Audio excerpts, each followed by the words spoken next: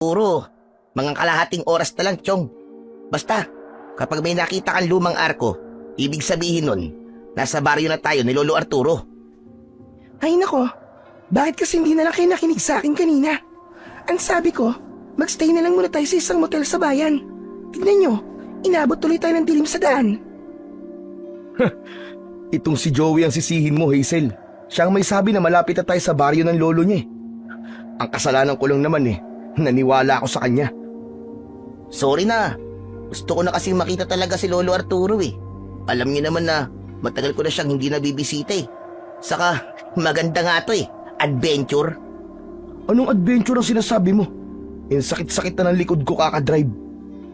Buti sana kung isa sa inyo ni Hazel ang pwedeng pumalit sa akin Ay nako, dapat kasi nag-aral kayong magmaneho Benji, sa ating tatlong magkakaibigan, ikaw lang ang may kakayahan na bumili ng sasakyan, ano? Kaya ikaw lang ang dapat na marunong magmaneho, pambihira ka naman, Aba, hindi naman dapat ganun. Dapat marunong din kayong dalawa. Gaya nito, long drive pala to. Eh di sana, pwede niyo akong palitan sa pagmamaneho para makapagpahinga naman ako kahit sandali lang.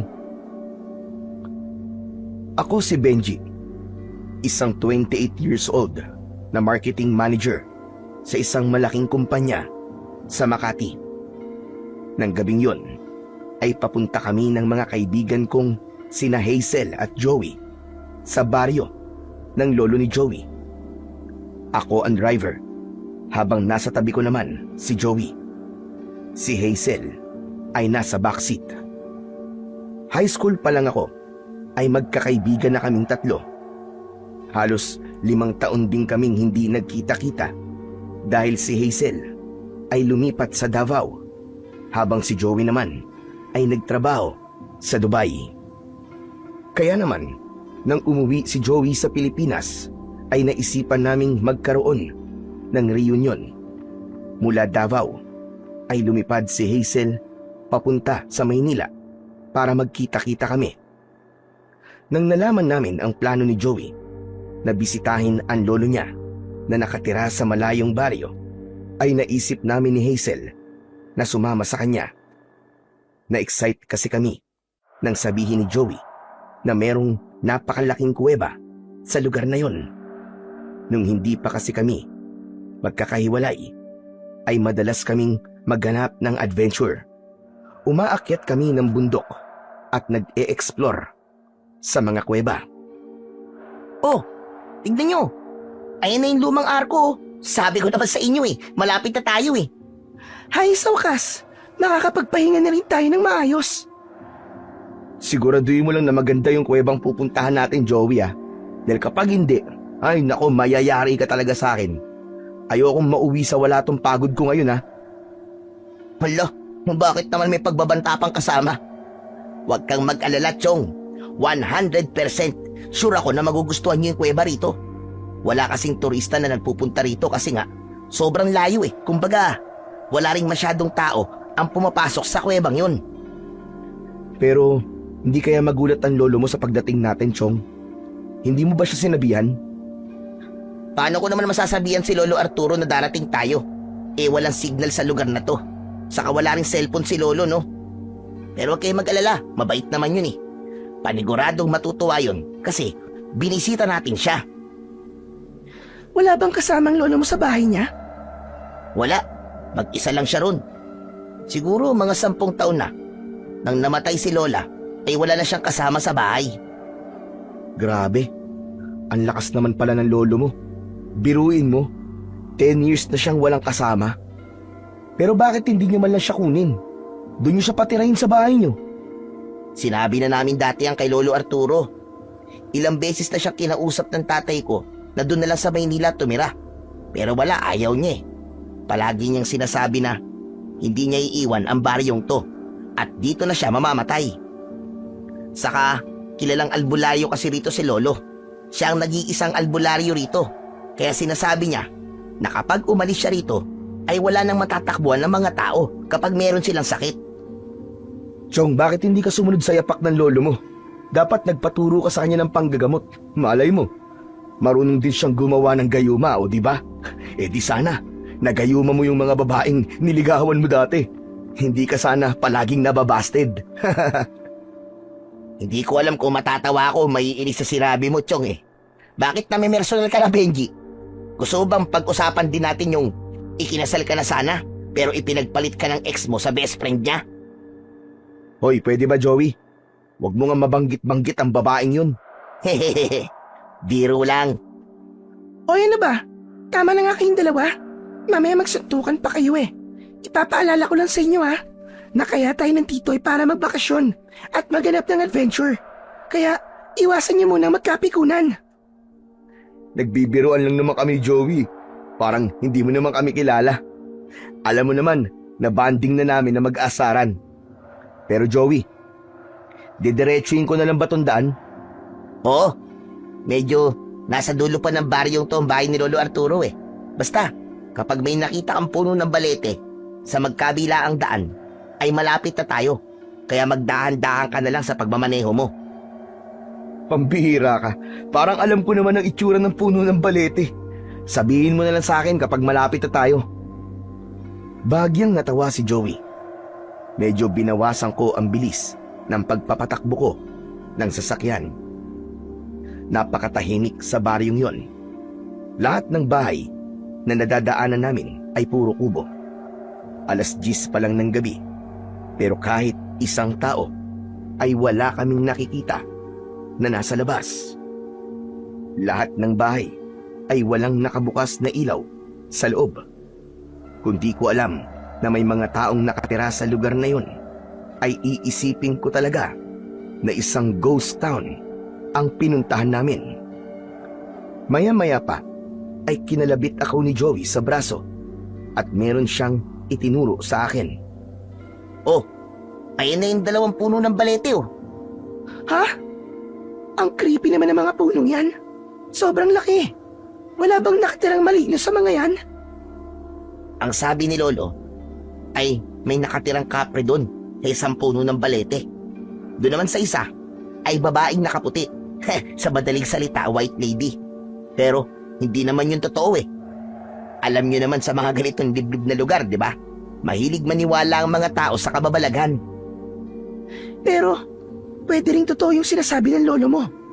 Ako, naniniwala ako sa mga elemento at multo. Sus, kakapanood mo yan ng horror movies eh. Hanggang ngayon ba mahilig ka pa rin manood ng ganon? Aba, oo naman. Ang dami kong ambaon na horror movie sa laptop ko ngayon eh. Nang sabihin kasi sa akin ni Joey na walang kuryente at internet dito, ay naglagay na ako ng mga horror movie sa laptop ko para meron ako mapaglimangan kapag wala tayong ginagawa. Oh, ayun na yung bahay ni Lolo. Sa wakas, nandito na tayo. Inihinto ko na ang sasakyan sa tapat ng isang bahay. Nagawa sa plywood ang dingding at yero naman ang bubong. Kahit papano ay nasilayan ko ang bahay ng lolo ni Joey dahil sa ilaw sa unahan ng aking kotse. Nakatayo ang bahay na yon sa isang malawak na bakuran na may mangilang-ngilang puno sa paligid. Bumaba na kaming 3. Kinuha na namin ang mga gamit namin sa likod ng sasakyan.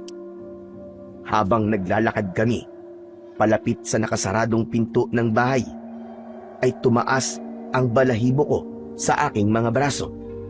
Pakiramdam ko ay may mga matang nakasunod sa amin ng mga oras na yon. Pero hindi ko yon pinansin dahil sa pagod na ako at wala akong ibang gustong gawin kundi ang humiga at matulog. Kumatok si Joey sa pinto at tinawag nito ng paulit-ulit ang pangalan ng lolo niya. Maya-maya pa ay bumukas ang pinto. Isang matandang lalaki ang bumungad sa amin. Matangkad siya na may katamtamang pangangatawan. May hawak siyang lampara na may sindi. Sino ba kayo? Kayo ba'y magpapagamot? Abay, pwede bang bukas na lang kayo ng umaga bumalik at ako'y nagpapahinga na? Sigurado ka ba na bahay ito ng lolo mo, Joey? Bakit hindi kanya kilala? Lolo Arturo, hindi niyo po ba ako naaalala? Ako po to si Joey, ang pinakagwapo niyong apo. Joey! Ikaw ba yung panganay na anak ni Tomas? Ako nga po, Lolo Arturo. Aba, pasok kayo. May pasensya ka na at hindi kita nakilala.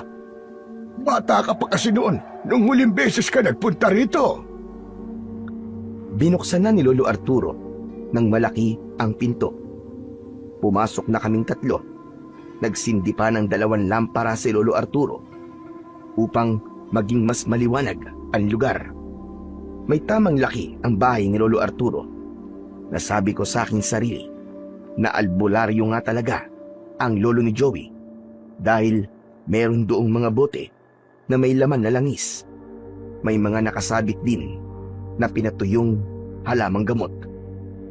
Magkakatabi kaming umupo sa mahabang upuan na gawa sa kawayan habang si Lolo Arturo ay nakatayo sa harapan namin. Pasensya na kayo at walang kuryente rito sa aming lugar. Sino pala yung mga kasama mo, Joey? Mga kaibigan ko po, Lolo Arturo. Ito po si Hazel. At siya naman po si Benji. Sorry po hindi kami nakapagsabi na pupunta kami rito. Walang problema yun sa akin. Bakit nyo naman naisipang magpunta rito? Ang totoo po niyan, Lolo Arturo, gusto ko po kasi kitang makita. Hindi ba, ang tagal na po nating hindi nagkikita. Sa kakauwi ko lang po. Galing po kasi ako ng Dubai. Kaya marami po akong dalang pasalubong para sa inyo, Lolo Arturo. Gusto rin po ng mga kaibigan ko na mapuntahan po itong baryo nyo. Abay, ganun ba?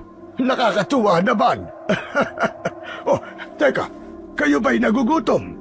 Gusto nyo bang ipagluto ko kayo ng makakain? Nako, huwag na po kayo mag-abala. Kumain na po kami kanina eh. Oo nga, Lolo. Ang gusto na lang po namin gawin ay magpahinga. Alam niyo naman po, napakahaba po ng binahe namin papunta rito. Mabuti na lang at palagi kong nililinis yung kwartong tinutulugan nyo noon kapag nagpupunta kayo rito ng tatay mo. Kung hindi na kayo kakain, ay mas mabuti pang dalin mo na mga kaibigan mo ron, Joey. Sige na, bukas na lang tayo ulit magkwentuhan. Sige po. Hazel, Benji, tara na. Matulog na tayo nang makapagpahinga. Sumunod kami ni Hazel kay Joey sa isang kwarto. Dinala ni Joey ang isang lampara para merong kaming ilaw doon. Ipinatong ni Joey ang lampara sa maliit na lamesa. Meron doon 2 higaan na parehas na pang-isahang tao lang. Kayong dalawa dyan sa papag. Ako naman ay maglalatag na lang dito ng banig. Teka, Chong, sigurado ka bang diyan ka sa sahig maglalatag? Baka sumakit ang likod mo kapag diyan ka natulog. Pwede namang si Hazel sa isang higaan tapos tabi na lang tayo sa isa. Ayos lang ako. Saka, sobrang antok ko. Kahit sa higaan na may libo-libong pako pa, ay magagawa kong makatulog. Ikaw talaga. Ikaw ang bahala. O sige na, Chong, matutulog na ako. Talagang pagod na rin ako eh. Habang naglalatag sa sahig si Joey, ay humiga na ako. Nasa tabi ng bintana ang papag ko. Kahit walang electric fan doon, ay malamig pa rin. Kaya hindi nagtagal, ay nakatulog na ako. Tanghali na nang nagising ako ng sumunod na araw. Ako na lang mag-isa sa kwarto. Paglabas ko ng kwarto, ay nakita ko sina Hazel, Joey at Lolo Arturo sa labas. Nagpapakain sila ng mga manok. Hinanap ko ang banyo. Nakita ko yun sa may kusina. Sandali lang akong gumamit ng banyo at paglabas ko ay nasa kusina si Joey habang umiinom ng tubig. Gising ka na pala, Chong. Kumain ka na dyan. Ipinagtabi ka namin ng almusal. Ikaw na ang bahalang magtimpla ng kape mo. Thank you, Chong. Napasarap yung tulog ko eh. Napakalamig pala rito, lalo na kapag gabi. Sinabi mo pa. Medyo mataas kasi ang kinaroroonan ng lugar na to. Kaya hindi nakapagtataka na malamig. Tumango na lang ako at nagtimpla ko ng kape para makapag-almusal. Sa lamesa ay merong pandesal at pritong itlog. Mag-isa akong kumain habang si Benji ay muling lumabas ng bahay. Halos hindi namin nagawang kausapin si Lolo Arturo buong maghapon dahil abala siya sa panggagamot sa mga taong nagpupunta sa kanya. Hindi kami namasyal ng mga kaibigan ko dahil naisip namin na ilaan ang araw na yon sa pagpapahinga. May makikitang duyan at upuan sa harapan ng bahay at yun ang naging tambayan namin. Ako ang nakahiga sa duyan habang sina Hazel at Benji naman ay nakaupo habang kumakain ng mangga na kinuha ko sa puno na nasa likod ng bahay. Alam nyo, pagtanda ko, gusto ko sa ganitong lugar din ako titira. O kaya yung malapit sa dagat. Gusto ko kasi na kapag matanda na ako, ay tahimik na ang kapaligiran ko tulad nito. Yung simple lang ang buhay. Eh di sa sementeryo ka tumira, ang paniguradong mas tahimik dun, Chong. Uy, sira ulo naman to, seryoso ako. Puro ka naman biro eh. Bakit? Kaya mo ba na walang internet at kuryente? Oo naman no. Mas okay nga yung ganung buhay eh. Wala nang makakaalam kung anong nangyayari sa akin. Basta ako, hindi ako pwedeng tumira na matagal sa ganitong lugar. Hindi ko kaya ng walang internet. Saka walang bar at club dito. Paano ako mag-i-enjoy, di ba? Paano ko aalawin ang sarili ko? Eh di magpatuka ka ng manok o di kaya naman magtanim ka ng mga gulay. Si Lolo Arturo nga tignan mo, nakatagal dito di ba? Iba naman kasi si Lolo Arturo. Dito na siya isinilang at lumaki hanggang sa tumanda siya. Siyempre, sanay na siya sa buhay na ganito. Hindi kagaya natin, lumaki tayo sa syudad. Sa bagay, may point ka naman sa sinabi mo.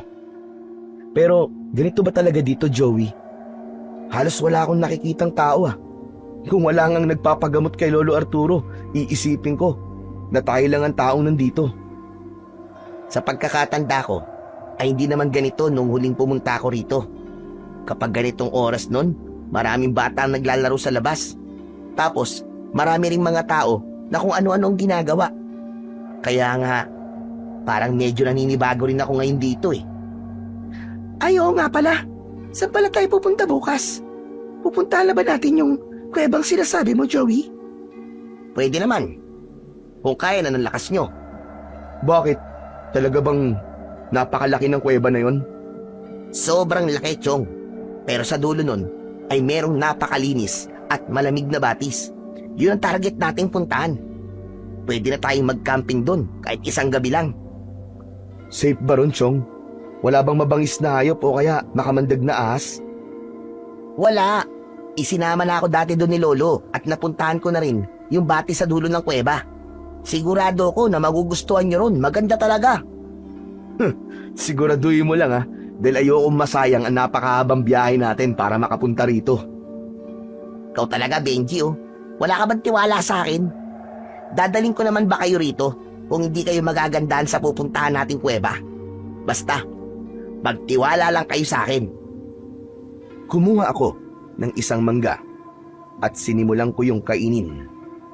Hindi na ako nagsalita at hinayaan ko ang sarili ko na mag-relax sa duyan.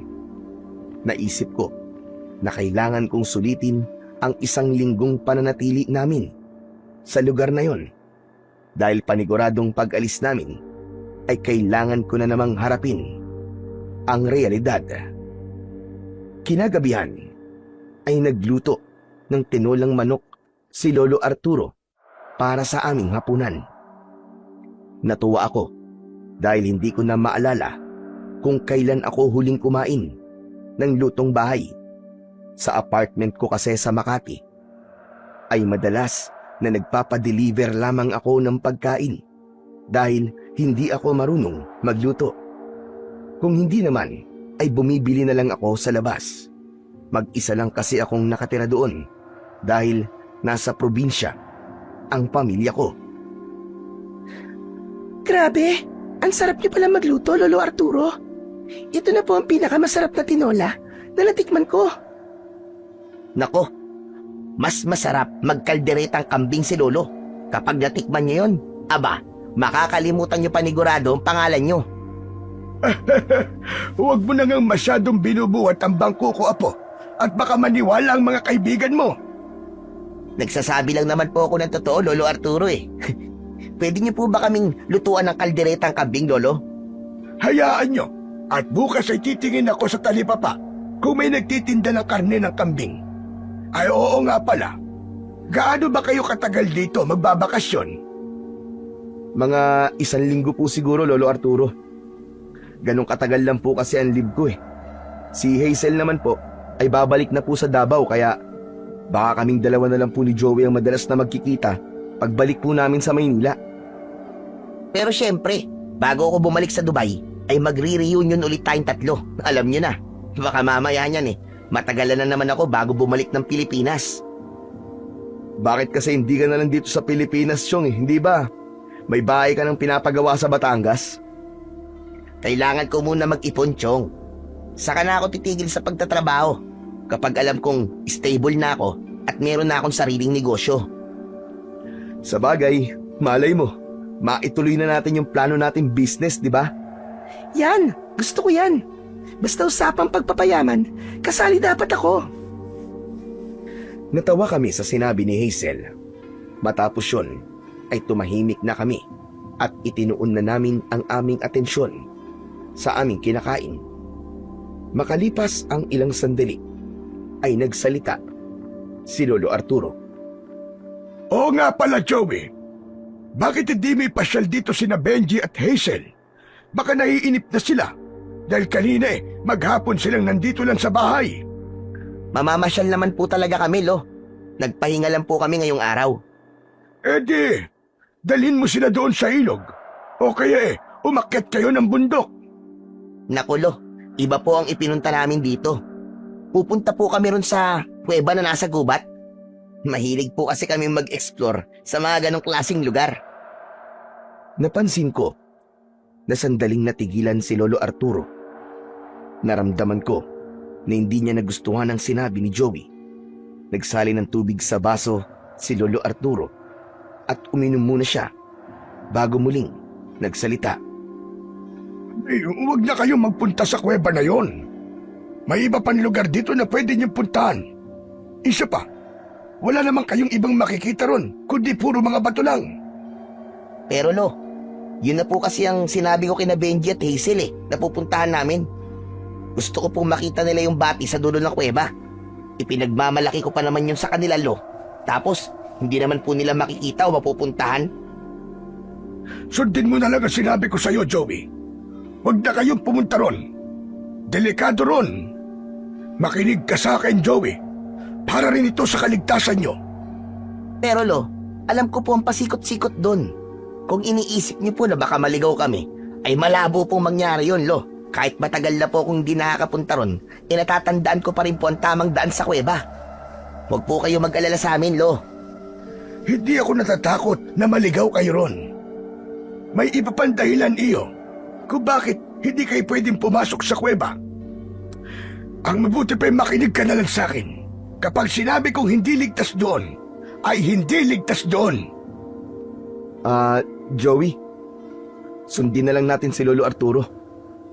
May iba pa namang pwedeng puntahan sa lugar na to, di ba? Meron naman.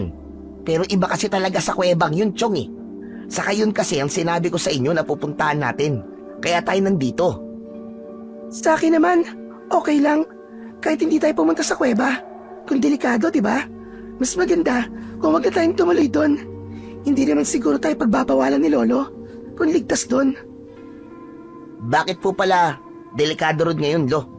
Natatandaan ko po kasi dati, kayo pa mismo ang umaaya sa akin na pumunta sa kuwebang yon. Iba noon na po, at iba ngayon. Marami nang nangyari sa kuwebang yon sa mga nakalipas na taon. Kung ayaw nyo mapahamak, ay sundin nyo na lamang ang sinabi ko. Huwag na huwag kayong papasok sa kuwebang yon dahil paniguradong mapapahamak lang kayo. Lolo naman eh. Sayang naman po ang pagpunta namin dito. Ganyan na ba talaga katigas ang ulo mo ngayon, Joey? Lolo mo ako. Kaya ayokong mapapahamak ka, pati na ang mga kaibigan mo. Kung ayaw mong magalit ako sa inyo, sundin nyo na lang ang sinabi ko. Walang pupunta sa kuwebang yon. Tapos! Napayuko na lang si Joey at napansin ko na disappointed siya dahil hindi na kami pupunta sa kuwebang sinabi niya. Maging ako ay nalungkot din dahil yun naman talaga ang isa sa ipinunta namin sa baryong yon bukod sa pagbisita ni Joey sa lolo niya. Ganun pa man, inisip ko na lang na kung hindi naman talaga delikado ay hindi naman siguro kami pagbabawalan ni Lolo Arturo. Alam ko na ang kaligtasan lang naming magkakaibigan ang inaalala niya. Kinabukasan ng umaga, pagkatapos mag-almusal ay nagpaalam sa amin si Lolo Arturo na magpupunta siya sa talipapa. Nang naiwan kaming tatlo, ay pumuesto kami sa aming tambayan. Inip na inip ako ng sandaling yon.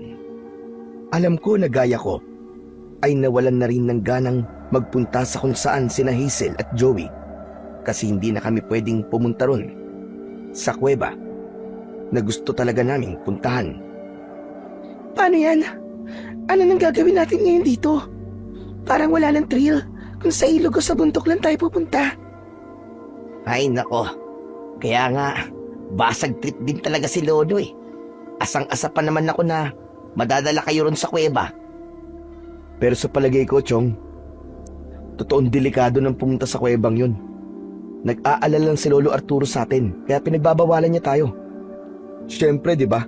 Kapag may nangyaring hindi maganda sa atin, cargo niya tayo kasi nandito tayo sa bahay niya.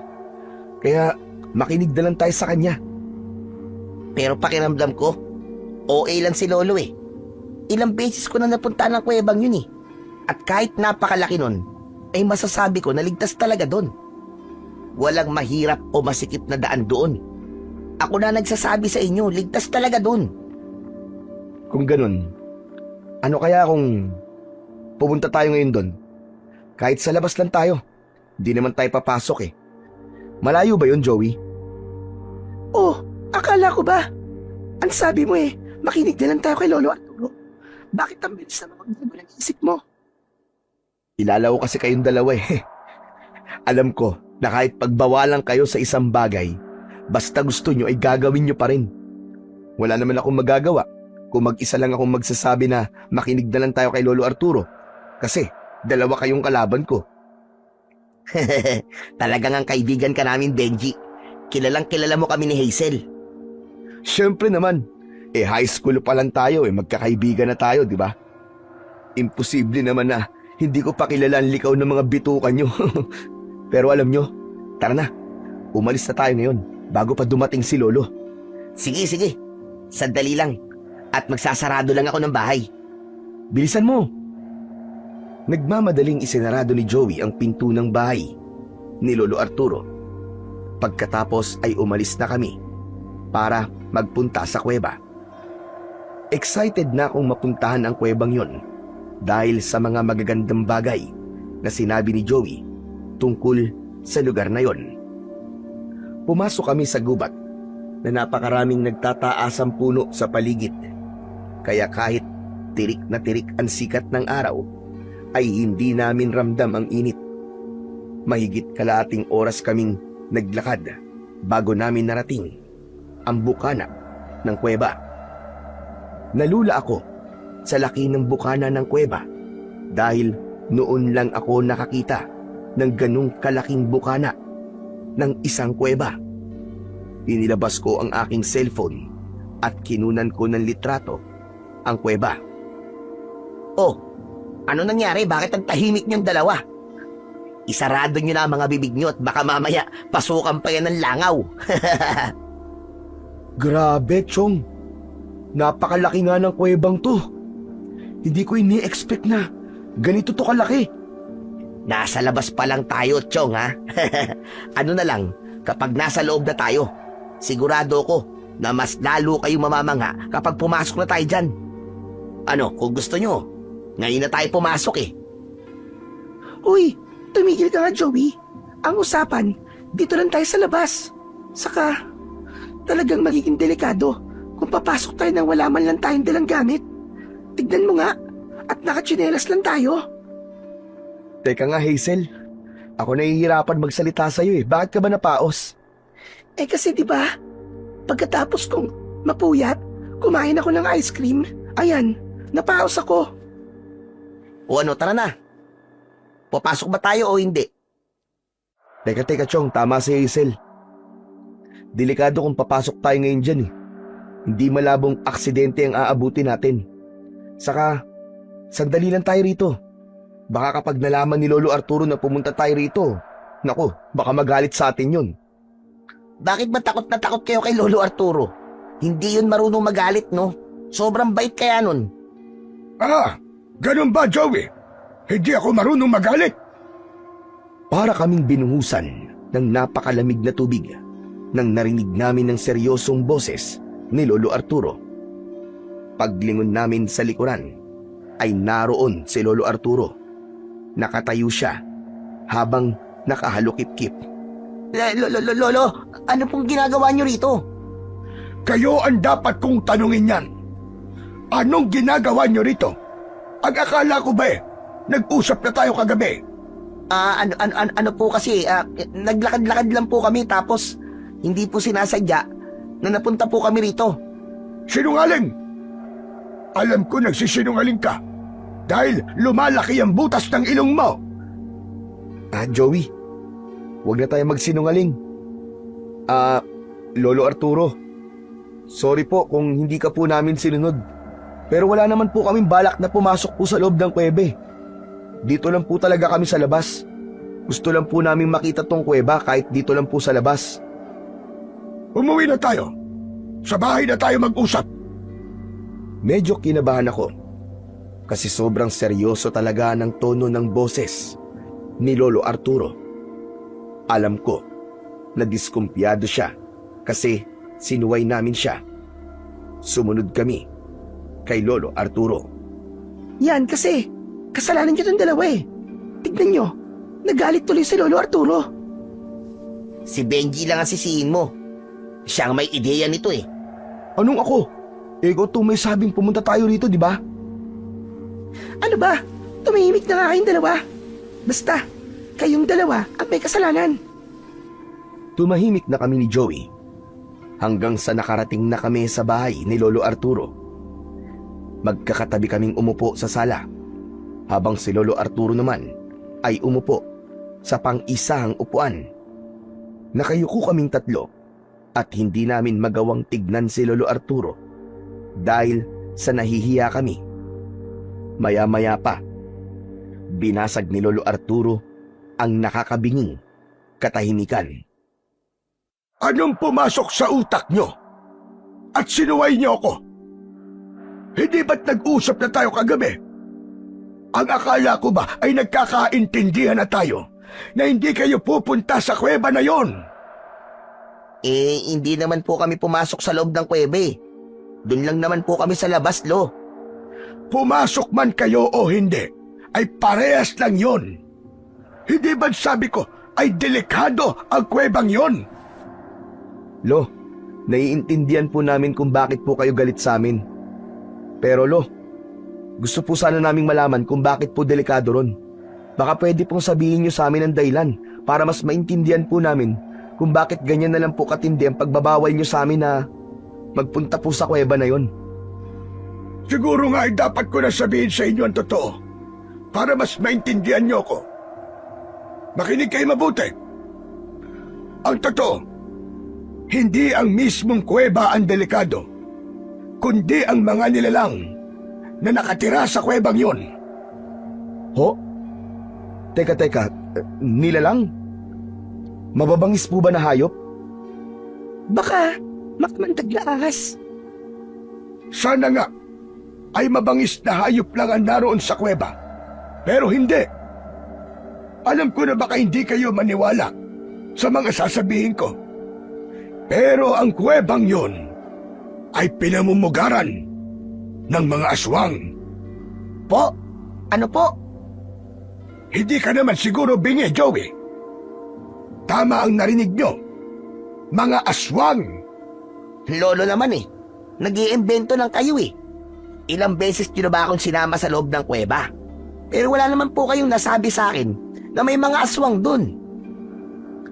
Mahabang panahon na ang nakalipas nang huling beses kang nakapasok sa kuweba na yon, Apo. At sa panahong yon, ay marami na rin ang nangyari. Isang araw, nagulat na lang kaming lahat ng mga taga rito nang may mga aswang na sumalakay dito sa aming baryo. Hanggang sa napag-alaman namin na ginawang pugad na pala ng mga aswang ang kuweba. Ginawa nila yung kuta nila. At kapag hindi pa oras ng kanilang pag-atake at pagkain ng mga tao, ay naroon sila sa loob. At tuwing bilog ang buwan, saka sila lumalabas para pumatay at kumain ng mga tao. Hindi ako naniniwala sa mga aswang. Pero sa paraan ng pagkikwento ni Lolo Arturo, ay parabang sigurado siyang totoong totoo ang mga sinasabi niya. Pero Lolo Arturo, hindi naman po totoo ang mga aswang, di ba? Yan ang akala mo, Benji. Sa inyong mga taga-syudad, maaaring hindi sila totoo. Pero sa mga kagaya namin, na nakatira sa liblib na lugar at nasaksihan ng pagsalakay ng mga aswang, ay totoong totoo sila. Ayoko sanang sabihin ito sa inyo, dahil ang gusto ko ay maging masaya lang ang pananatili inyo rito. Ayokong magkaroon kayo ng takot sa aming baryo. Pero wala akong magagawa. Masyado kayong makulit. Ayaw niyong makinig sa akin. Kaya mas mabuti pang alam niyo na kung anong meron sa kuwebang yon, upang kayo na mismong umiwas sa lugar na yon.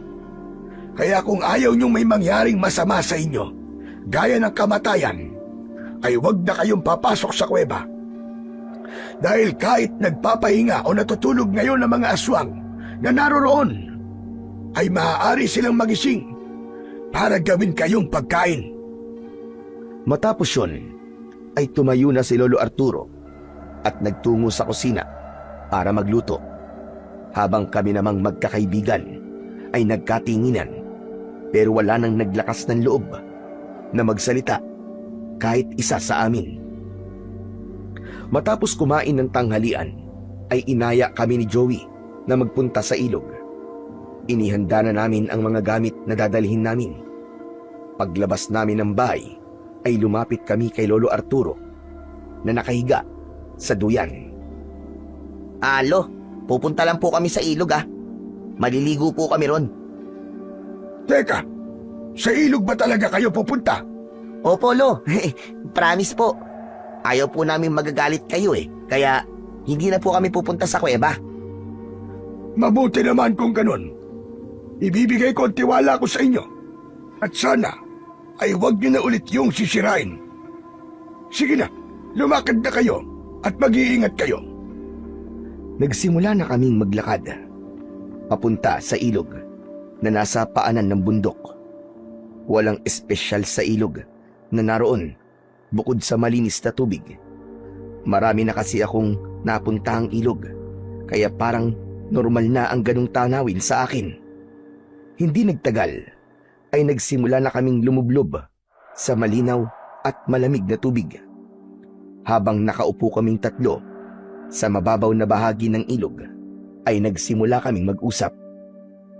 Guys, naniniwala ba kayo sa sinabi ni Lolo na may mga aswang sa loob ng kuweba? Ewan ko. Pero kilala ko kasi ang lolo ko eh. Hindi yung sinungaling na tao. Ako, Chong, hindi ako naniniwala. Para kasi sa akin ay katang-isip lamang ang mga aswang.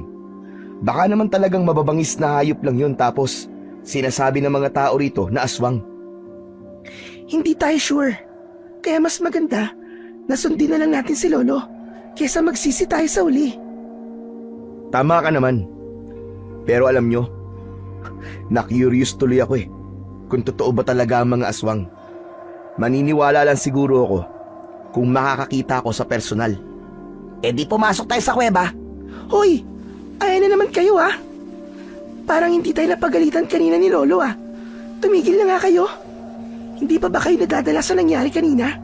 Talagang gusto niyo pang madagdagan ng galit ni Lolo sa atin? Huwag mong sabihin na naniniwala ka sa aswang, Hazel. Hindi ako naniniwala.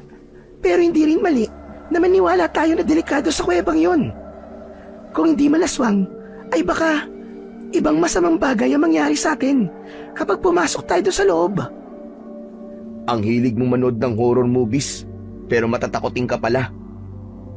Hindi ako matatakotin, Benji. Marunong lang ako sumunod sa sinasabi na mas nakakatanda sa akin. Magkaiba yon. Sus, parehas din yun. Ha, ano Benji? Gusto bang pumasok sa kuweba? Oo, gusto ko talaga malaman kung may aswang nga doon. Sana meron, para makakita ako ng totoong aswang. Para naman maniwala na ako na may aswang talaga. Anak ng, naririnig niyo ba ang mga sinasabi niyo?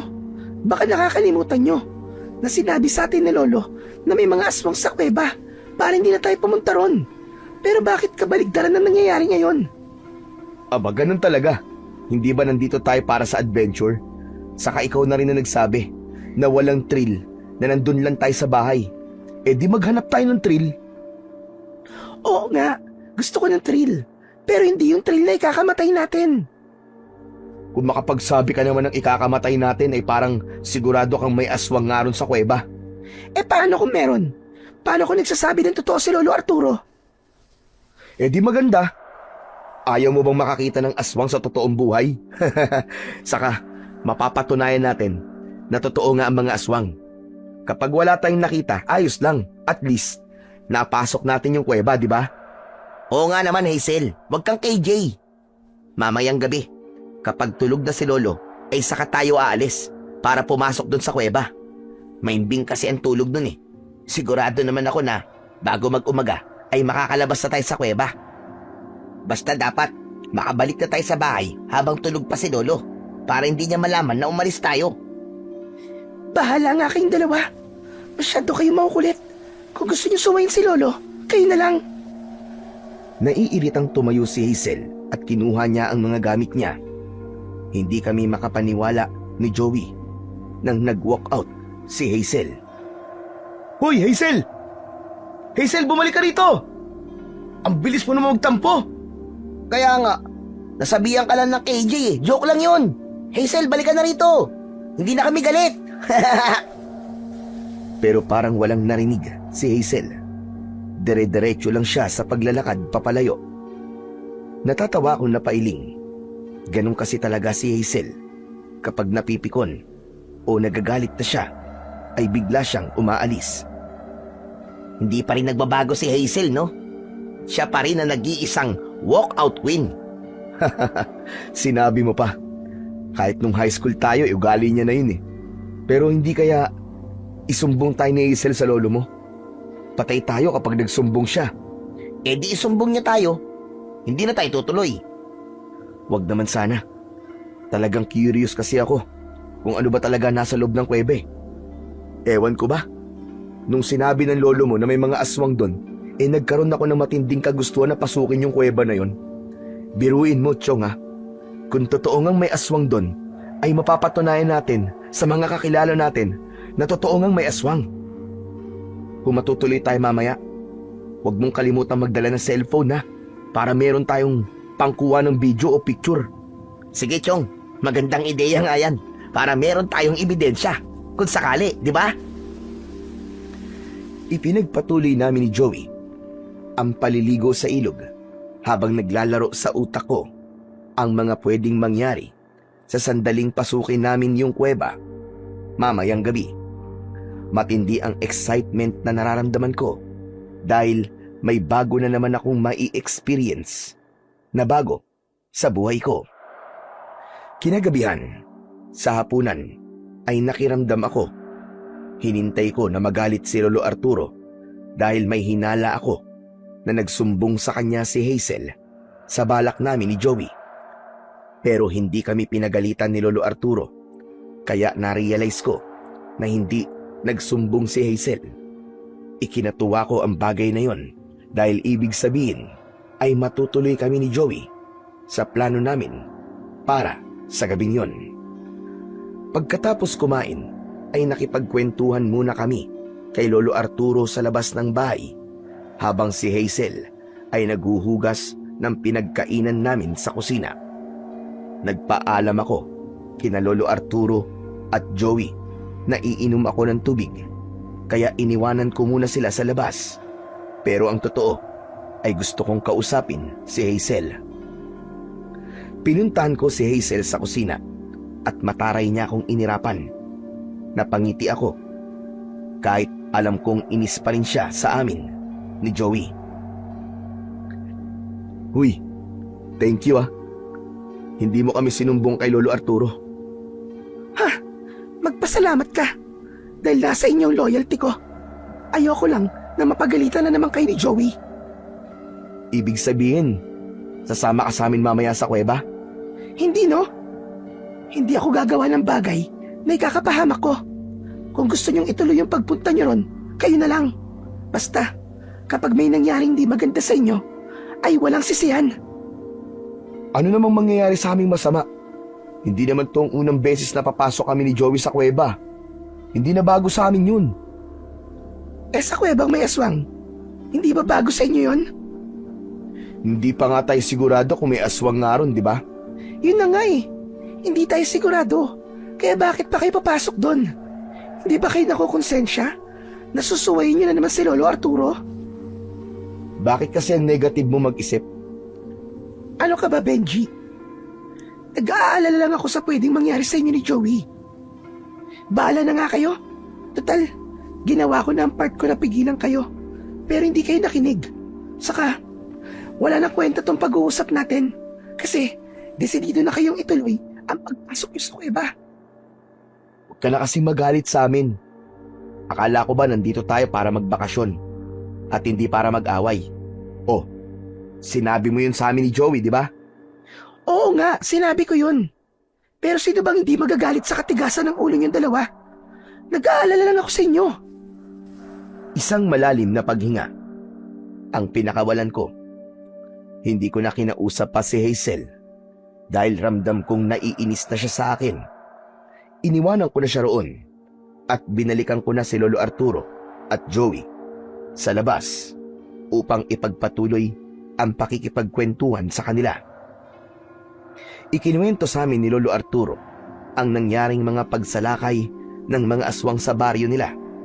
Nalaman ko na maraming mga tao pala ang namatay at nagdesisyong umalis sa lugar na yon dahil sa mga aswang. Pero imbis na matakot ay mas lalo pang tumindi ang kagustuhan kong pasukin ang kuweba para malaman ko kung totoo nga ba ang mga aswang. Maya-maya pa ay naghanda na kami ni Joey para sa pagpunta namin sa kuweba. Habang gising kami ay natutulog na si Hazel. Meron kaming tig-isang malaking bag na may nakalagay na climbing rope na gawa sa dynamic nylon, carabiners at isang descender para kung sakaling kailangan naming bumaba sa patayong bahagi ng kuweba ay hindi kami mahihirap. May mga suot kaming knee pads, gloves at elbow guards bilang proteksyon. Nakasuot din kami ng helmet na may headlamp. Hindi rin namin kinalimutang magdala ng energy bars, bottled water at first aid kit. Nang masiguro namin na wala na kaming nakalimutan ay tahimik kaming lumabas. Sinigurado namin na hindi magigising si Lolo Arturo at matagumpay naman kaming nakalabas.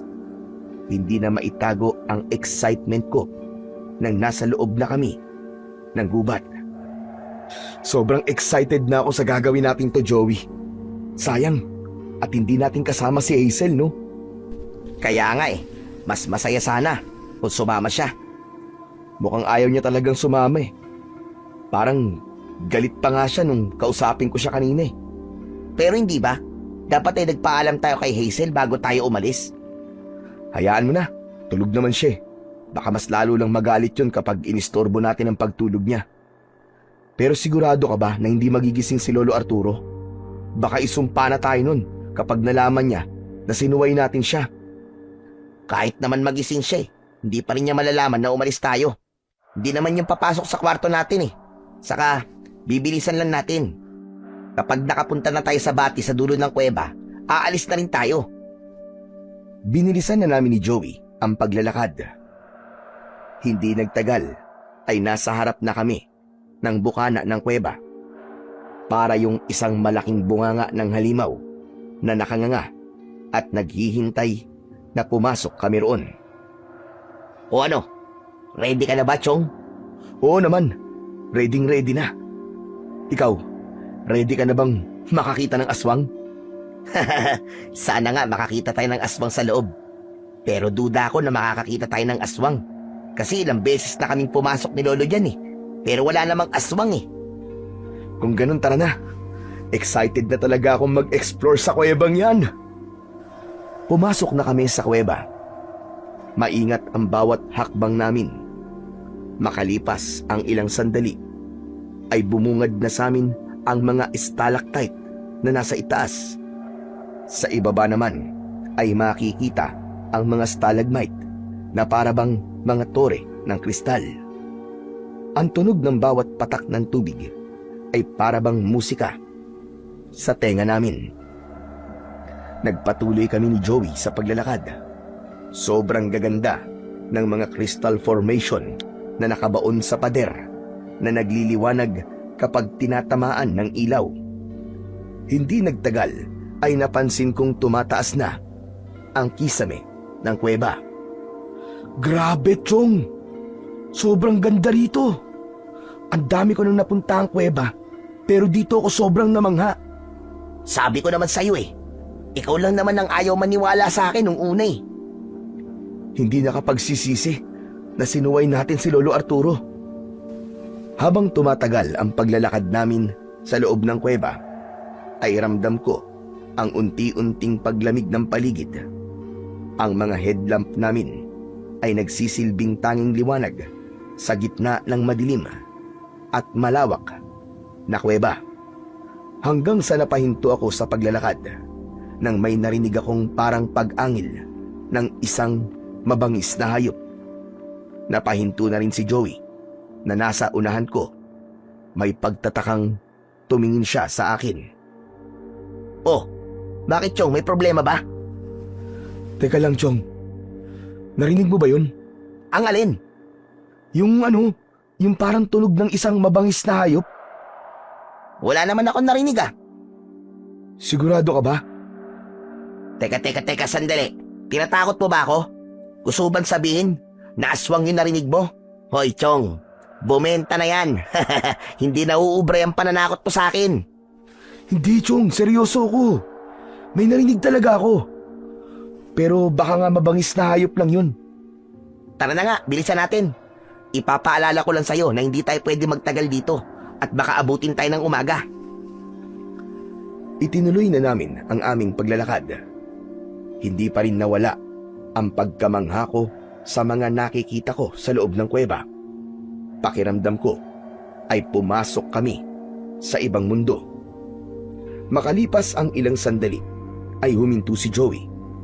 Sa pagkakataong yon ay ako naman ang nagtaka.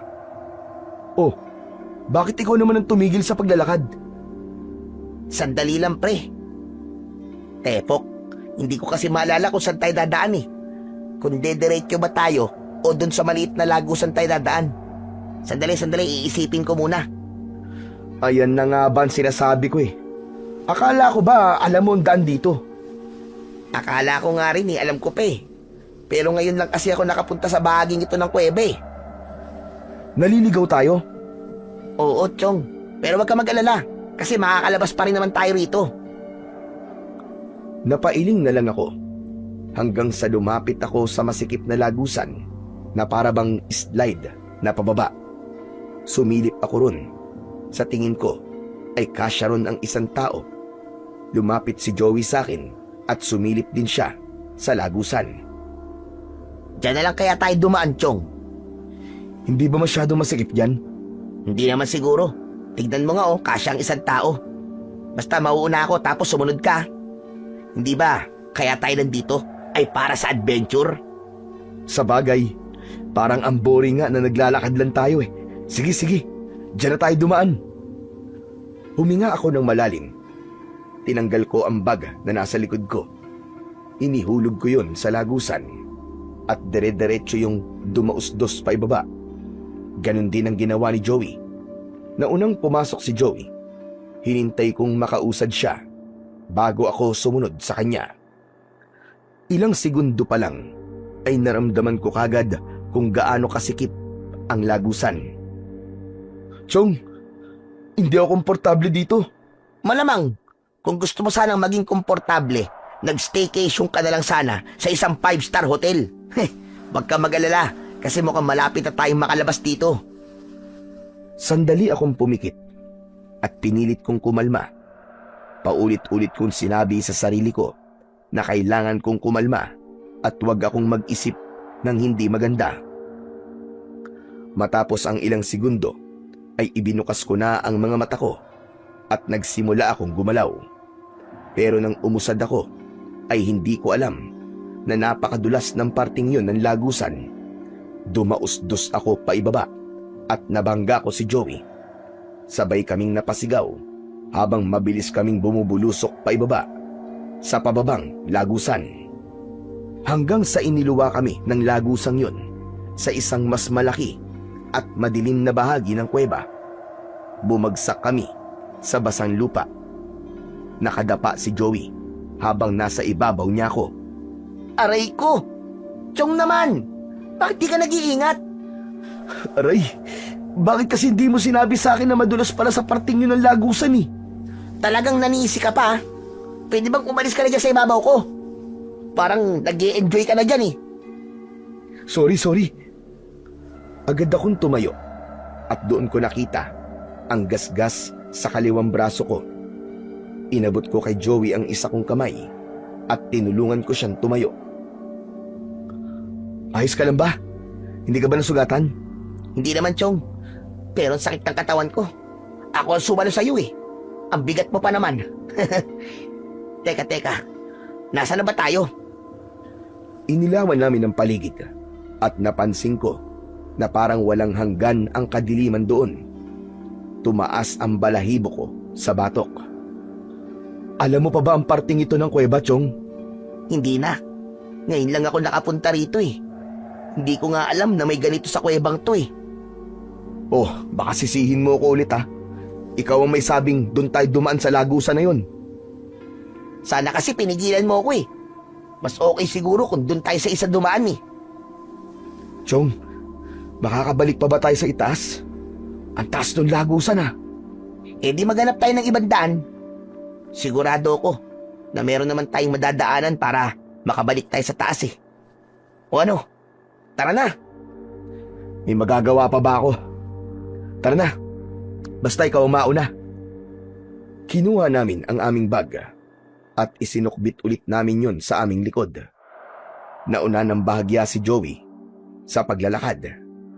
Inilabas ko na ang isa ko pang flashlight upang mas makita namin ng mabuti ang aming dinadaanan. Mas mahirap ang daan doon dahil mas malalaki ang mga bato. May mga pagkakataon na kailangan naming umakyat sa mga malalaking bato. Dapat pala, Chong. Nakinig na lang tayo kay Lolo Arturo eh. E di sana, may imbing pa ang tulog natin sa oras na to gaya ni Hazel. Huli na para magsisika, Chong. Saka, kaya nga tayo nandito para sa adventure, di ba? Mas okay nga to eh. Kasi, mas nakaka-excite to.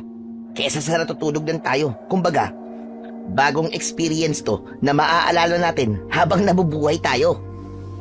Sana nga makalabas pa tayo rito ng buhay dahil kung hindi na natin ito maaalala.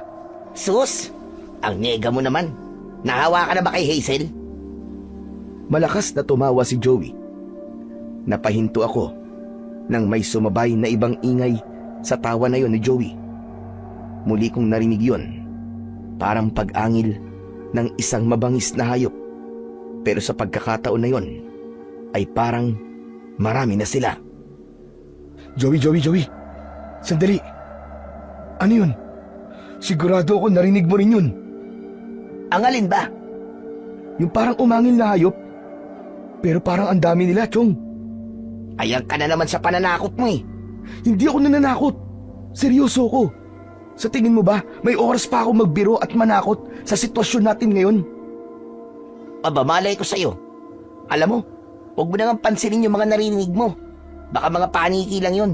Para namang hindi mo alam na maraming paniki sa mga ganitong kuweba. Alam ko ang huni ng paniki at sigurado ako na hindi paniki yung narinig ko. Paniki man o hindi, ang isipin na lang natin ay kung paano tayo makakabalik sa itaas. Tara na nga. Sayang oras natin kung palagi tayong titigil sa paglalakad eh. Nagpatuloy na sa paglalakad si Joey. Habang ako naman ay sandaling tinanlawan ng flashlight ang paligid. Siniguro ko na walang hayop ang naroon na maaaring umatake sa amin bago ako sumunod kay Joey. Kalahating oras na ang lumipas, pero tila walang katapusan ang mabatong daan na tinatahak namin. Sanay ako sa mga ganong activity, pero dahil sa masyadong malalaki ang mga bato sa dinadaanan namin, ay mabilis akong nakaramdam ng pagod. Halos maubos ko na ang baon kong tubig dahil panay ang inom ko. Hanggang sa hindi ko na kinaya at umupo na ako sa isang malapad na bato. Nang nakita ko ni Joey, ay lumapit siya sa akin. Oh, anong ginagawa mo dyan, Chong? Hindi ba sabi ko eh, huwag na tayong huminto sa paglalakad? Teka, sandali lang, Chong. Di ko na talaga kaya eh. Pwede bang kahit 5 minutes break lang? Yan. Kulang ka na kasi sa exercise, kaya ang bilis mong mapagod. Tignan mo ko, parang kayang-kaya ko pang maglakad kahit 5 oras eh. Sus, ang yabang mo naman. Basta, magpahinga na muna tayo. Sige na nga, pero 5 minutes lang ha. Umupo si Joey sa tabi ko at naglabas siya ng isang bottled water para uminom. Muli kong binuksan ang flashlight upang tanglawan ang paligid. Nakita ko kung gaano kataas ang kisame ng parting yun ng kuweba.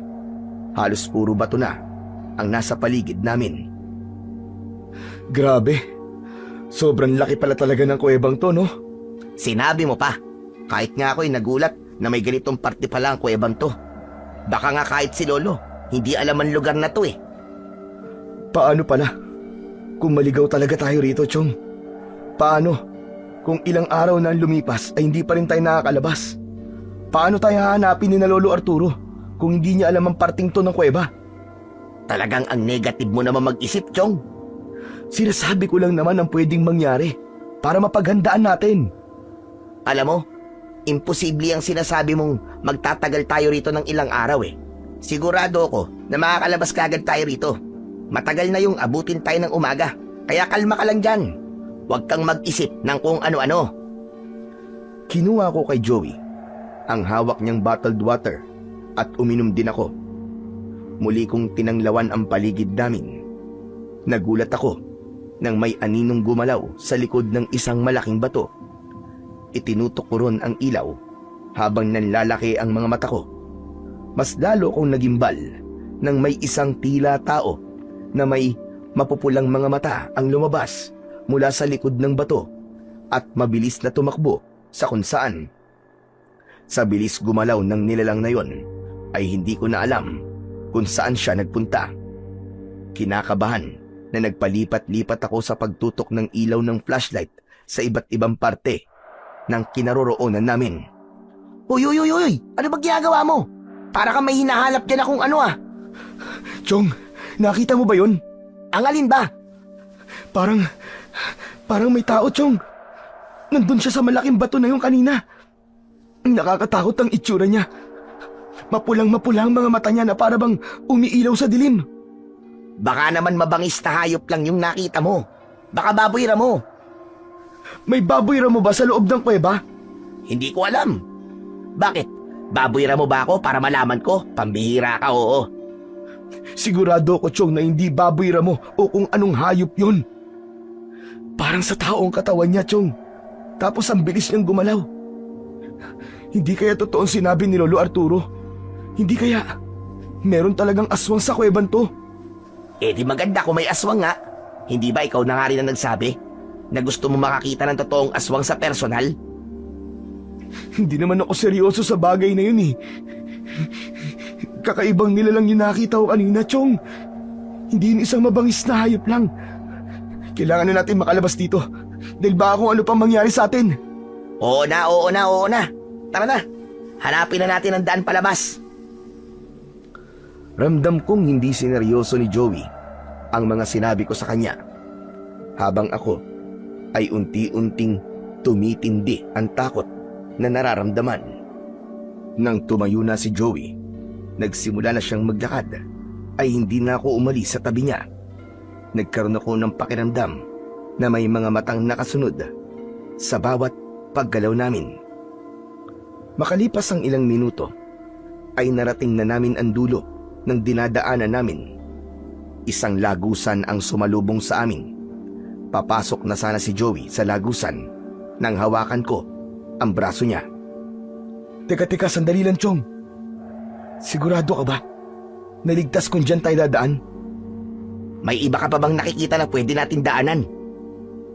Luminga ako sa paligid. Tinanglawan ko ang paligid namin, maging ang mataas na bahagi. Wala akong nakitang ibang pwede naming daanan, kundi ang lagusan lang na nasa aming harapan. Naglabas ng lighter si Joey. Sinindihan niya yun at itinapat niya sa lagusan ang lighter. Gumalaw ang apoy. O ano, nakita mo naman. Gumagalaw ang apoy, ibig sabihin, hindi dead end ang lagusan na to. Baka nga ito na ang daan para makapunta ulit tayo sa itaas na bahagi ng kuwebe. Sige. Wala naman tayong ibang madadaanan eh. Naunang pumasok si Joey sa lagusan. Kailangan naming yumuko roon. Nang marating na namin ang dulo ng lagusan, ay isang malawak na parte ng kuweba ang napuntahan na naman namin. Sabay naming binuksan ang flashlight at tinanglawan namin ang paligid. Labis kaming nagimbal ni Joey sa aming nakita sa paligid. Napakaraming mga nakakatakot na nilalang na parang mga halimaw ang itsura ang naroon. Lahat sila ay natutulog. May nakahiga sa lupa, may nakahiga sa malalapad na bato, at meron ding parang mga paniki na nakasabit sa itaas ng patiwarik. Mahahaba ang mga daliri nila na may matutulis na mga kuko. Payat ang kanilang pangangatawan at ang balat nila ay kulubot na parabang katawan ng matandang puno. Nahihintakutang nagtama ang mga mata namin ni Joey. Bubukas sana ang bibig niya para magsalita, pero mabilis kong itinakip ang kamay ko sa bibig niya. Nanlalaki ang mga matang umiling ako, nang ibig sabihin ay wag na wag kang magsasalita, Joey, dahil baka magising ang mga halimaw na nasa paligid. Itinuro ni Joey ang lagusan kung saan kami pumasok, pero may nakita akong isa pang lagusan sa unahan namin. Itinuro ko yung kay Joey at marahan siyang tumango. Nagsimula na kaming humakbang papunta sa isa pang lagusan. Nag-ingat kami ng gusto upang hindi kami makagawa ng ingay. Kahit ang paghinga ko ay pigil na pigil ko. Tinignan ko rin ng maayos ang hinahakbangan ko dahil may mga halimaw na nakahiga sa lupa na kung hindi kami mag-iingat ay baka maapakan namin. Ngunit sa hindi sinasadyang pangyayari ay isang tuyong sanga ang naapakan ni Joey. Gumawa yon ng ingay na umalingaw-ngaw sa paligid. Kasunod nun ay magkakasabay na bumukas ang mga mata ng halimaw. Nakakatakot ang mapupulang mga mata na nasa paligid namin ni Joey. Chong, nagising na sila. Anong gagawin natin? Tumakbo na tayo sa lagusan, Chong. Bilisan natin! Takbo! Napuno ang paligid ng magkakasabay na pag-angil ng mga halimaw. Mabilis kaming tumakbo ni Joey papunta sa lagusan na nasa aming unahan. Iwanan natin ang mga bag natin, Chong! Masyado mabigat ang mga to! Sabay naming inalis ni Joey ang bag na nasa likod namin. Dire-diretso kaming pumasok sa lagusan. Naunang nakalabas si Joey at agad akong sumunod sa kanya. Palapit na ng palapit ang mga yabag. may nakita akong bato na nasa gilid ng lagusan. Joey, tulungan mo akong itulak yung bato! Kailangan nating harangan ng lagusan! Agad namin itinulak ang bato. Napakabigat nun. Kaya sa una ay hindi namin yun nagawang igalaw. Pero ibinuhos namin ang buong lakas namin hanggang sa umusog na ang bato. Nagtuloy-tuloy na ang pagtulak namin sa bato. Pero bago namin yun tuluyang naiharang sa lagusan, ay isang halimaw ang nakapasok. Takot na nagtago si Joey sa likod ko. Kahit paano ay nagpasalamat ako na isang halimaw lang ang nasa harapan namin. Dahil kung hindi kagad namin naiharang ang bato sa lagusan, malamang ay napakaraming halimaw na ang makakaharap namin. Chong, totoo nga at sinabi ni Lolo. Pugad yan ang mga aswang ang kuweban to. Dapat pala, nakinig na lang tayo sa kanya. Ikaw na rin na nagsabi kanina. Huli na para magsisi tayo. Harapin na lang natin ang sitwasyon natin ngayon. Hoy! Pangit na aswang! Kung inakala mo natatakot kami sa'yo, ay nagkakamali ka. Kaya wag mo nang subukan pa na saktan kami. Dahil hindi ka magtatagumpay. Kulang sa tapang ang boses ko, pero umasa ako na aatras ang aswang dahil sa sinabi ko. Pero hindi ko alam kung hindi ba siya natakot o sadyang hindi niya lang talaga naintindihan ang sinabi ko. Kasi galit na galit siyang sumugod sa amin ni Joey. Sabay kaming napasigaw ni Joey nang dahil sa takot. Naghiwalay kami. Tumakbo ako sa kaliwa habang si Joey naman ay sa kanan. Joey, dito! Bilisan mo, dali! Tatakbo sana si Joey papunta sa akin, pero hinarangan siya ng aswang. Napaatras si Joey habang unti-unting lumalapit ang aswang sa kanya. Benji, Chong! Anak ng tatsanga, tulungan mo ako! Ayoko pang mamatay! Marami pa akong pangarap sa buhay, Chong! Doon na ako nagsisi sa ginawa naming pag-iwan sa aming mga bag. Naroon kasi ang lahat ng gamit namin kagaya ng kutsilyo. Kaya wala akong magagamit para ipagtanggol ang aming sarili. Pero hindi pa rin ako sumuko. Dumampot ako ng malapad na bato. Tatakbo na sana ako para tulungan si Joey nang biglang sinunggaban ng aswang si Joey. Pumaibabaw ang aswang kay Joey at doon ko naramdaman ang matinding kagustuhan ko na mailigtas ang aking kaibigan sa bingit ng kamatayan. Walang pag-aalinlangan na tumakbo ako palapit sa aswang at malakas kong ipinukpok ang bato sa likod ng ulo nito. Nang humarap sa akin ang nilalang, ay sinindak niya ako sa pamamagitan ng malakas na pagsigaw at pagpapakita ng matutulis niyang mga ngipin na akala mo ay mga kutsilyo.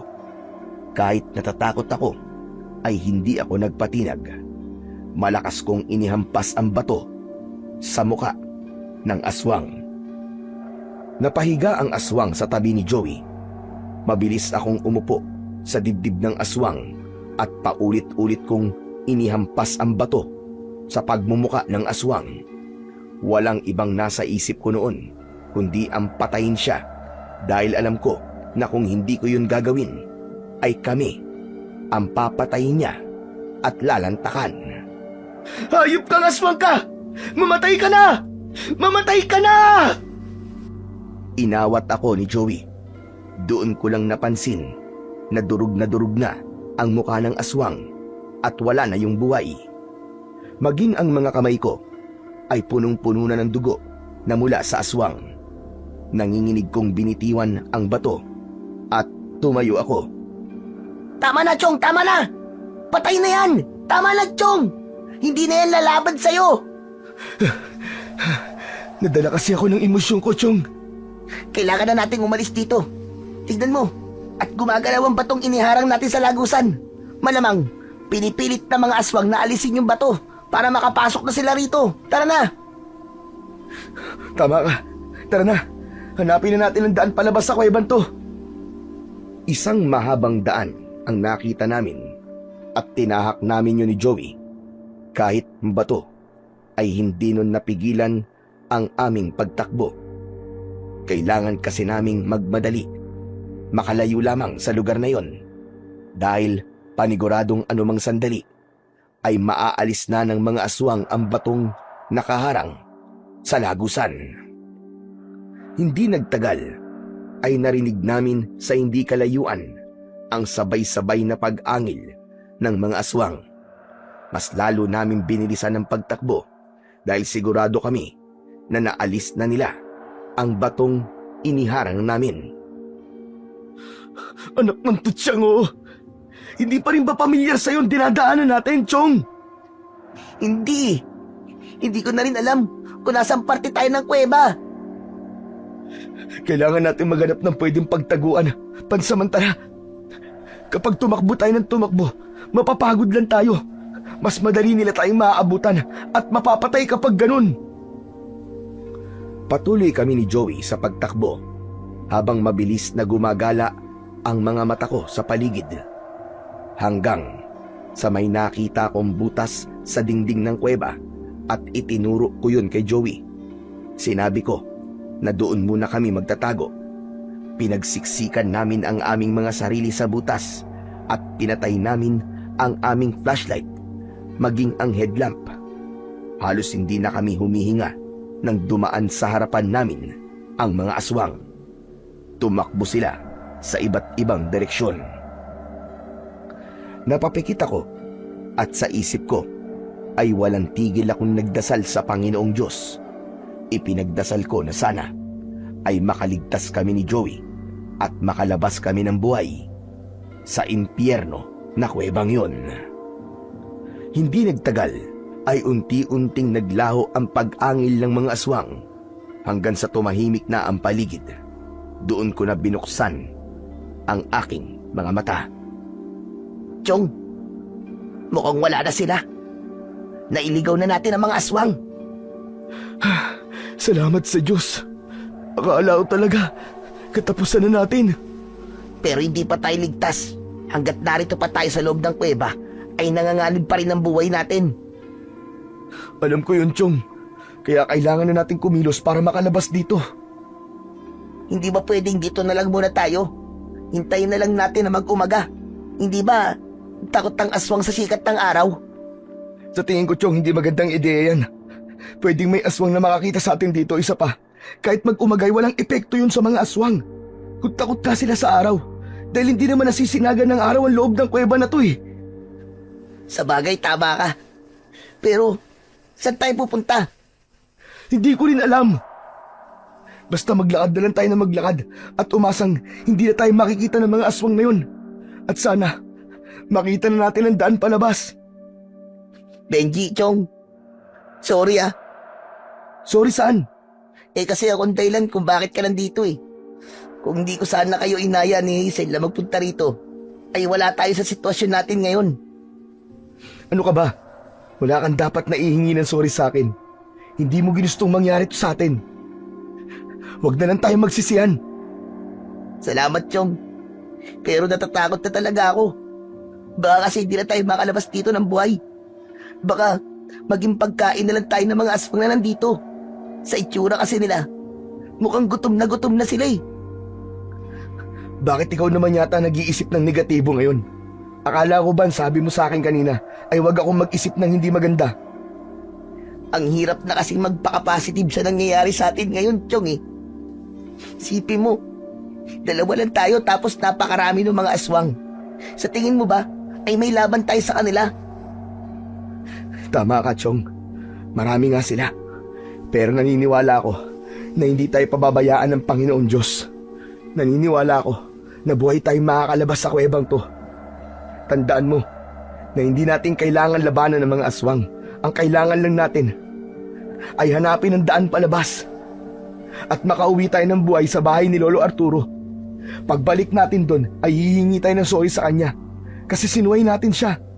Papayag ka bang hindi makahingi ng sorry sa lolo mo? Siyempre hindi. Yun naman pala eh. Kaya tatagan mo ang loob mo, Joey. Alam kong parehas tayong takot ngayon. Pero walang maitutulong sa atin ang takot. Kailangan nating magpakatatag pareho. Marahang tumango si Joey. Matapos yun, ay nauna na akong lumabas sa pinagtataguan namin. Nang sumunod sa akin si Joey, ay ako na ang naunang naglakad. 100 na naman na parang walang katapusan ang aming tinahak. Hindi na namin binuksan ang aming flashlight dahil mas madali kaming makikita ng mga aswang. Makalipas ang ilang minutong paglalakad, ay may nakita kaming liwanag sa dulo. Masaya kaming tumingin ni Joey sa isa't isa. Chong, mukhang yun ang daan palabas oh. Tama ka. Tara na, bilisan na natin. Mas binilisan namin ni Joey ang paglalakad hanggang sa nakarating na kami sa dulo ng daan na yun. Ngunit labis ang aming pagtataka dahil sa dulo ay hindi namin natagpuan ang daan palabas ng kuweba. Bagkus ay bumungad sa amin ang isang napakalinis at malinaw na batis. Teka, sandali. Yan bang batis sa sinasabi mo, Chong? Ha? Oo, yan nga. Akala ko pa naman makakalabas na tayo. Hindi pa pala. Pero saan galing yung liwanag na nakita natin kanina? Ewan ko, hindi ko rin alam. Nakapagtataka na kanina ang liwanag sa parting to tapos bigla na lamang nawala yung liwanag. Hindi kaya pinaglalaruan na tayo ng mga aswang, Chong. Baka sinadya nila na dalhin tayo rito. Kasi dito nila tayo papatayin at kakainin. Hindi naman siguro. Pero hindi mo ba naisip, Joey? Nandito tayo ngayon sa batis sa sinasabi mo. Siguro naman mula rito ay natatandaan mo na ang daan palabas. Oo nga no. Tama ka. Ang talino mo talaga, Chong. Ilang beses ko nang napunta ng batis sa to. At mula rito ay alam ko na kung saan dapat tayo dumaan para makalabas tayo dito. Binuksan ni Joey ang flashlight niya para mailawan niya ang paligid. Isang lagusan ang itinuro niya at ayon sa kanya ay kailangan lang namin diretsuhin ang daan na yun para matumbok ang daan papalabas. Nang sandaling yon ay nagpasalamat ako sa Diyos dahil dininig niya ang panalangin ko. Pero hindi pa man kami nakakaalis ni Joey sa aming kinatatayuan ay narinig namin ang palakas ng palakas na pag-angil ng mga aswang. Napasiksik sa akin si Joey. Hanggang sa lumabas mula sa lagusang itinuro ni Joey kanina ang napakaraming aswang. Pinalibutan nila kami na para bang siniguro nila na hindi na kami makakatakas sa lugar na yun. Nanlilisik ang mga mata nila habang ang iba ay tumutulo pa ang malapot na laway na may kasamang dugo na para bang gutom na.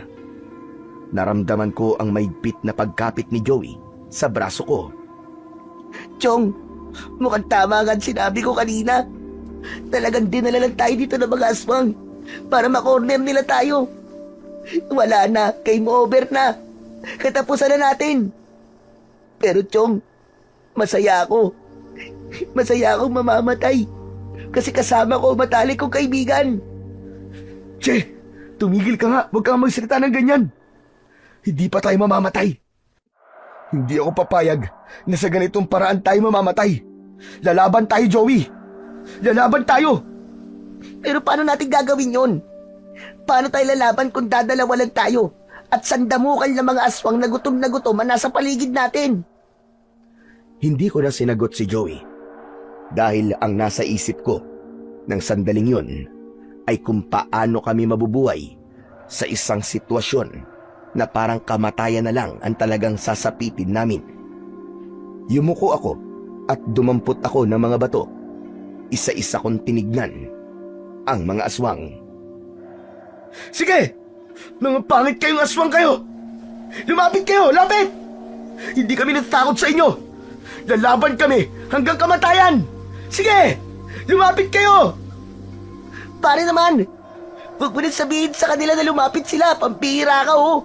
Baka mamaya lumapit nga ang mga yan sa atin eh. Sabay-sabay na umangil ang mga aswang. Umalingaw-ngaw ang pag-angil nila sa kabuuan ng kuweba na nagdulot ng matinding takot at kilabot sa akin.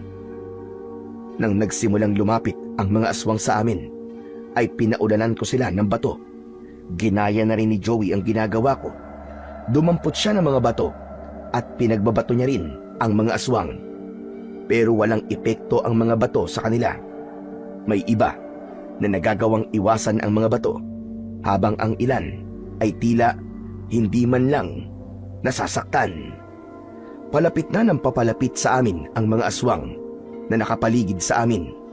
Unti-unti kaming umatras ni Joey habang patuloy pa rin kami sa pagbato. Chong, wala na. Mamamatay na talaga tayo dito. Tumahimik ka nga muna! Walang maitutulong sa atin yung mga sinasabi mong yan. Nagsasabi lang naman ako ng totoo eh. Patuloy kami sa pag-atras ni Joey hanggang sa hindi na namin namalayan na nasa gilid na pala kami ng batis. Isa pang hakbang patalikod ang ginawa namin at sabay kaming nahulog sa napakalamig na tubig ng batis. Bumulusok ako paibaba at binalot ng kadiliman ang aking paligid. Hindi ko inasahan na napakalalim pala ng batis na yon. Nataranta ko dahil pakiramdam ko ay may kung anong malakas na puwersang humihila sa akin paibaba. Kahit anong pilit kong lumangoy papunta sa itaas, ay tuloy pa rin ang pagbulusok ko sa pinaka-ibaba ng batis. Hanggang sa naramdaman ko ang pinaka-ibaba ng batis, mas lalo akong nagulat nang may kung anong bagay ang biglang nagliwanag sa harapan ko. Unti-unting lumamlam ang liwanag at doon ko nakita ang isang nagliliwanag na espada na balot ng kalawang. Nang dahil sa kagustuhan kong labanan ng mga aswang, ay agad kong naisip na maaari kong gamitin ang espadang yon bilang sandata laban sa kanila. Walang pagdadalawang isip na kinuha ko ang espada. Sa pagkakataon na iyon, ay nawala na ang puwersang humihila sa akin paibaba at nagawa ko ng makalangoy paitaas. Nang umahon ako sa batis, ay dala ko na ang espada at sa hindi maipaliwanag na pangyayari, ay nawala ang makapal na kalawang ng espada kasabay ng pagkawala ng liwanag nun. Chong, tulungan mo ako! Napatda ako nang marinig ko ang pagsigaw ni Joey. Nakita ko siya na nakikipagpambuno sa mga aswang. Dugoon na si Joey at alam kong kapag hindi ako kumilos ng mabilis ay mamamatay na ang kaibigan ko. Nang higpitan ko ang pagkakahawak sa espada, ay may naramdaman akong tila maliit na bultahe ng kuryente na gumapang sa aking katawan. Tinunaw nun ang takot na nararamdaman ko at pakiramdam ko ay napakalakas ko. Malakas akong sumigaw at mabilis akong tumakbo palapit sa kaibigan kong si Joey. Agad kong itinarak ang espada sa isang aswang na agad naman niyang ikinamatay. Tinaga ko ang isa pang aswang at sa sobrang talim ng espada ay bumagsak ang katawan niya sa lupa na wala ng ulo. Sabay-sabay na lumingon ang mga aswang sa akin. Bumakas ang gulat sa mga mukha nila. Ngayon niyo ako subukan! Tignan natin kung uubra kayo sa espadang to! Isa sa mga aswang ang unang umatake sa akin. Mabilis kong iniwasan ang kanyang mga kuko at ibinaon ko ang espada sa dibdib niya, direkta sa puso. Lumagpas ang dulo ng espada ko sa likod ng aswang. Dalawang aswang pa ang sumunod na umatake, isa sa kanan at isa sa kaliwa. Umatras ako ng isang hakbang at mabilis kong ginilitan sa leeg ang isa, habang ang isa naman ay sinaksak ko sa tiyan na agad na nagdala sa kanila sa kamatayan. Kahit wala akong kasanayan sa paggamit ng espada, pakiramdam ko ay may isang napakalakas na puwersa na gumagabay sa akin sa kung ano ang dapat kong gawin. Hindi ko maintindihan kung bakit, pero hindi ako nakakaramdam ng pagod. Para bang may kung anong lakas na bumabalot sa aking buong pagkatao. Hanggang sa naging sunod-sunod at sabay-sabay na ang pag-atake sa akin ng mga aswang. Sa bawat saksak at taga ko gamit ang mahiwagang espada, ay may aswang na bumabagsak at namamatay. Hanggang hindi ko namalayan na isang aswang na lamang ang nakatayo at buhay. Sa lahat ng aswang na nakaharap ko, ay siya ang pinakamalaki. Meron siyang mahaba at malaking sungay. Natatangi ang itsura niya, kaya napagtanto ko na siya ang pinuno ng mga aswang. Kung gusto mong pang mabuhay, umalis ka na. Pero pwede mo rin naman subukan na patayin ako kung gusto mo magaya sa mga kasama mo. Galit na sumigaw ang malaking aswang at mabilis siyang tumakbo palapit sa akin. Sinunggaban niya ako, pero nagawa ko siyang maiwasan. Mabilis kong itinarak ang espada sa dibdib niya at nang hugutin ko yun, ay malalim kong hiniwa ang kanyang leeg. Sandaling natigilan pa ang aswang at nang bumulwak ang dugo mula sa sugat niya sa leeg, ay napaluhod siya sa lupa hanggang sa tuluyan na siyang bumagsak. Hindi ako makapaniwala habang nakatingin ako sa napakaraming patay na aswang sa paligid. Hindi ko akalain na magagawa ko silang patayin kahit mag-isa lang ako. Nagulat ako nang biglang may tumapik sa likod ko. Paglingon ko ay nakita ko si Joey na duguan at puno ng sugat sa iba't ibang parte ng kanyang katawan. Mabilis kong binitiwan ng espada nang makita kong matutumba si Joey. Agad ko siyang sinalo at maingat ko siyang inihiga sa lupa. Chong, ang galing mo ah. Paano mong nagawa yun? At saan mo nakuha yung espada na yan? Chong, nakita ko sa pinakailalim ng batis yung espada. Sa totoo lang, nagtataka rin ako kung paano ko nagawang patayin lahat ng aswang na nandito sa kuweba. Wala naman kasi akong alam sa paggamit ng espada eh. Saka nung nakita ko yung espada, nagliliwanag tas puno siya ng kalawang. Pero biglang naglaho nung hawakan ko at makikipaglaban na ako. Sa tingin ko, may sa maligno yung espada. Ewan ko, Chong. Nagugulan ako sa mga sinasabi mo. Hindi ko maproseso ang paliwanag mo sa akin kasi, aray, sobrang sakit ang sugat ko. Ay, oo nga pala. Ituro mo na sa akin ang daan palabas. Kailangan madala na kita kay Lolo Arturo para magamot ka niya. Pinasan ko si Joey sa likod ko. Maglalakad na sana ako nang nakita ko yung espada. Kinuha ko yun at saka ako nagsimulang maglakad habang itinuturo naman sa akin ni Joey ang daan palabas ng kuwebang yun. Panay ang dasal ko sa aking utak ng mga sandaling yon na sana ay hindi mamatay ang matalik kong kaibigan na si Joey. Wala kasi akong ideya kung gaano katindi ang mga sugat na nakuha niya nang atakihin siya ng mga aswang. Hindi nagtagal ay narating na namin ang bukana ng kuweba. Para akong nabunutan ng napakalaking tinik sa lalamunan nang nakita ko sa labas ng kuweba sina Hazel at Lolo Arturo na parehas na may dalang flashlight. Halatang kanina pa sila naghihintay sa paglabas namin. Agad nila kaming sinalubong. Sandali kong ibinaba sa lupa si Joey. Ang titigas talaga ng mga ulo nyo. Ayan! Tignan nyo nangyari sa inyo! Sorry po, Lo. Tama po kayo, Lolo Arturo. Dapat talaga yung nakinig kami sa inyo eh. Totoo po palang may mga aswang sa loob ng kuweba. Pero Lo, wala na po sila. Patay na po silang lahat. Ano ka mo? Patay na lahat ng mga aswang. At paano naman yun nangyari? Lolo Arturo, hindi po kayo maniniwala. Pinatay po ni Benji ang lahat ng mga aswang.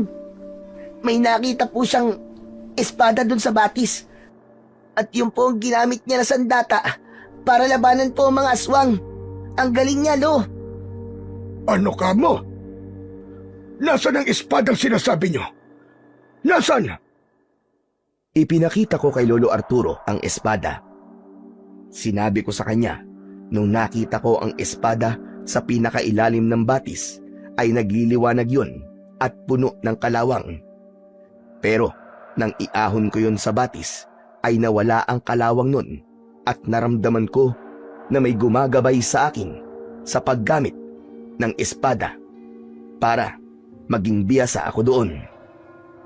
Hindi ako maaaring magkamali. Ang espadang ito ang espada ni Manuel. Po? Lolo Arturo? Sino pong Emmanuel? Si Manuel, ang magiting na manunugis na pinagkalooban ng makapangyarihang espada ng isang diwata. Siya ang naging tagapagtanggol namin noon.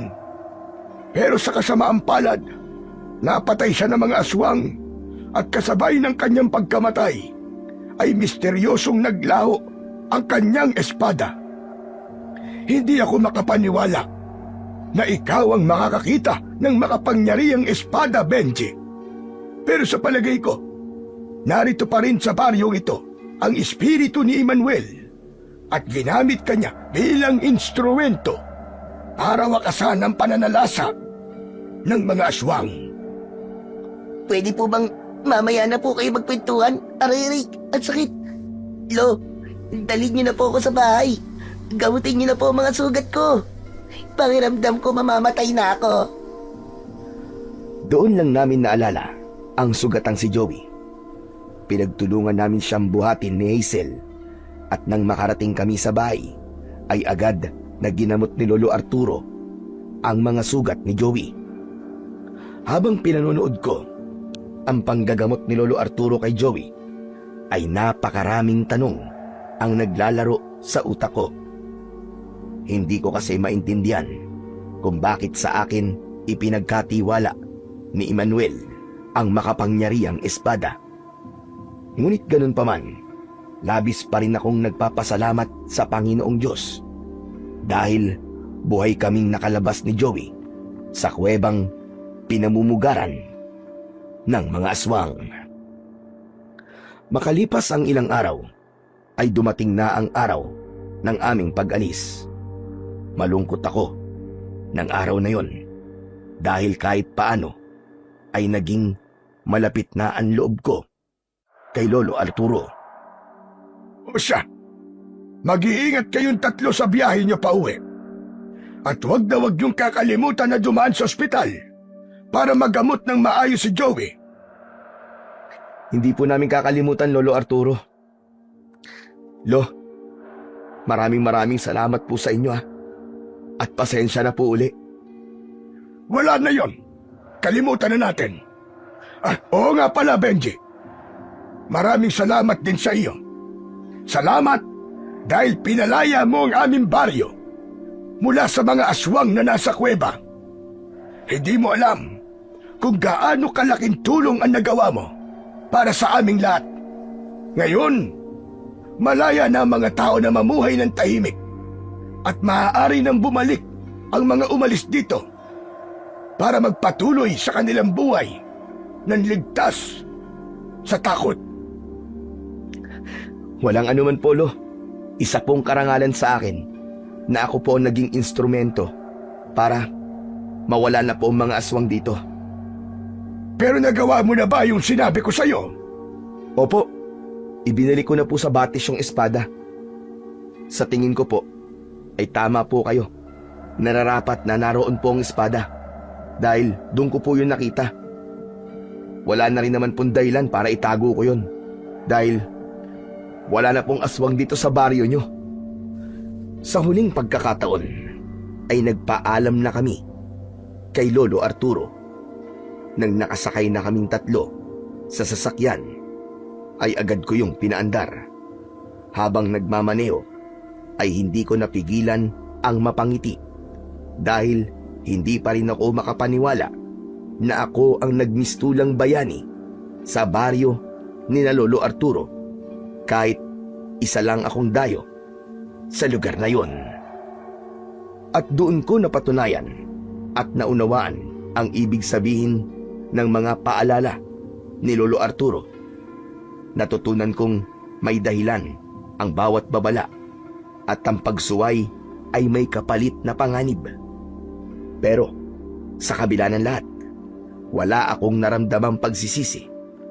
Oo, muntik na kaming mapahamak, pero kung hindi kami naglakas ng loob na pumasok sa kuweba, marahil ay patuloy pa ring nilalamon ng kadiliman ang baryo ni na Lolo Arturo.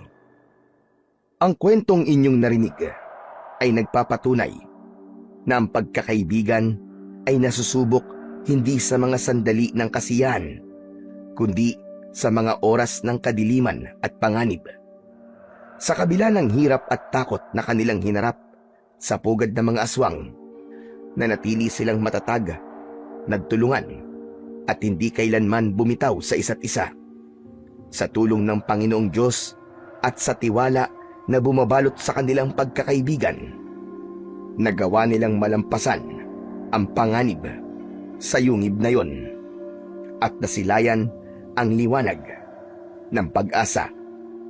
Tunay ngang ang pagkakaibigan na binubuo ng tapang, pananalig at pagmamahal ay walang kapantay at kayang magtagumpay sa kahit na anong dilim sa buhay.